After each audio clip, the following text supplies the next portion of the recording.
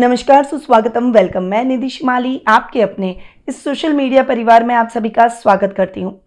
15 दिसंबर से प्रारंभ हो चुका है खल मास, यानी जिसे हम कहते हैं मलिन मास के नाम से भी जानते हैं और इसे हम पुरुषोत्तम मास भी कहते हैं। ये 15 दिसंबर वर्ष 2024 से 14 जनवरी वर्ष 2025 तक रहेगा, यानी मकर संक्रांति के दिन मल मास समाप्त हो जाता है।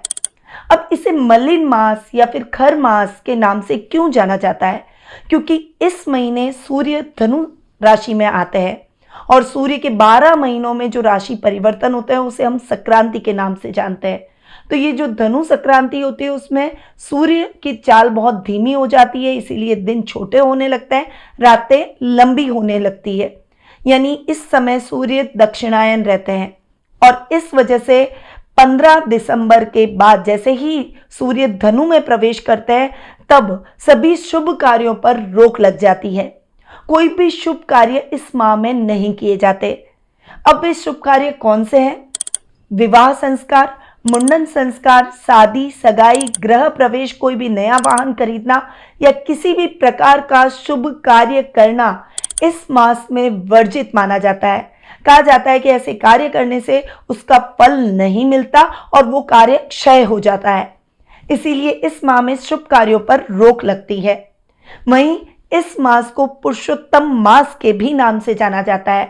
उसके पीछे भी रोचक कथा है। 12 मास को 12 देवताओं, सभी देवी देवताओं के बीच में बांटा गया। तब इस खर मास को लेने के लिए, एक्सेप्ट करने के लिए कोई भी देव प्रसन्न नहीं थे। सबने मना कर दिया कि हम इस मास को ग्रहण नहीं करेंगे। तब भगवान विष्णु ने इस मास को ग्रहण किया और इसे अपना नाम दिया, इसीलिए इस मास को पुरुषोत्तम मास के नाम से जाना जाता है। इस माह में विशेष रूप से सूर्यदेव और भगवान विष्णु की पूजा आराधना का विधान रहता है। इस मास में माता तुलसी की भी पूजा आराधना की जाती है और त्रिदेव ब्रह्मा, विष्णु, महेश की पूजा आराधना इस मास में बड़ी कल्याणकारी रहती है। अब इस मास में क्या करना चाहिए?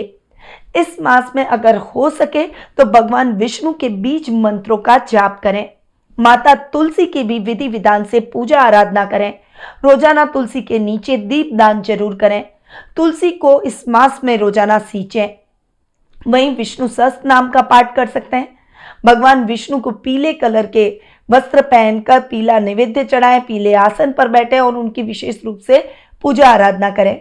इसके साथ ही इस माह में सूर्य देव की भी पूजा आराधना की जानी चाहिए। सूर्य के बीज मंत्रों का जाप करें, वहीं सूर्य को अर्घ दें और आदित्य हृदय स्तोत्र का पाठ इस मास में जरूर करें।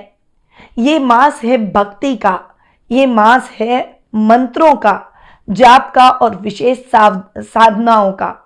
भगवान विष्णु ने स्वयं कहा है कि जो इस मास में मेरी भक्ति करेगा उसको मेरी तरफ से विशेष फल प्राप्त होगा और उसकी सभी मनोकामनाएं मेरी कृपा से पूर्ण होगी।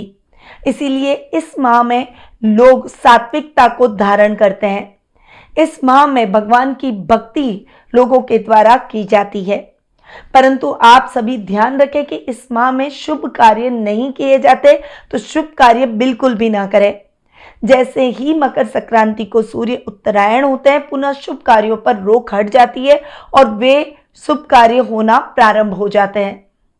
तो ये है मल मास, जिसे हम पुरुषोत्तम मास के भी नाम से जानते हैं, खर मास के भी नाम से जानते हैं।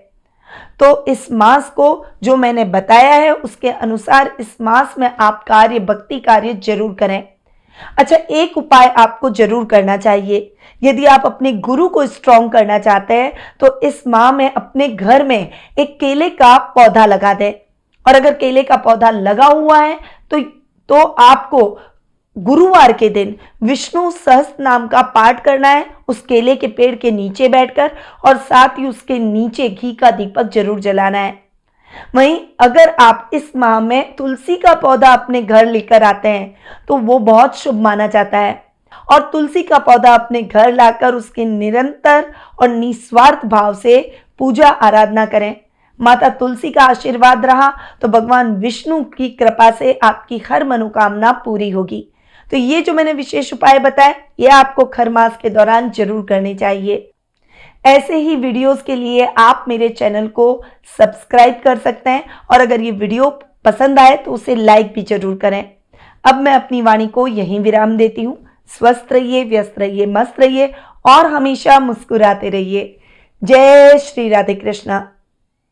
गुरु मां निधि श्रीमाली एक प्रसिद्ध ज्योतिषाचार्य हैं।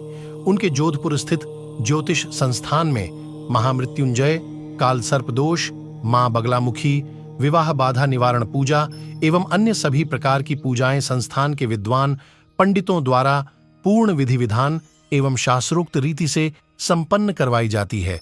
अतः आज ही अपनी पूजा बुक करवाने हेतु इन नंबरों पर संपर्क करें 8955658362।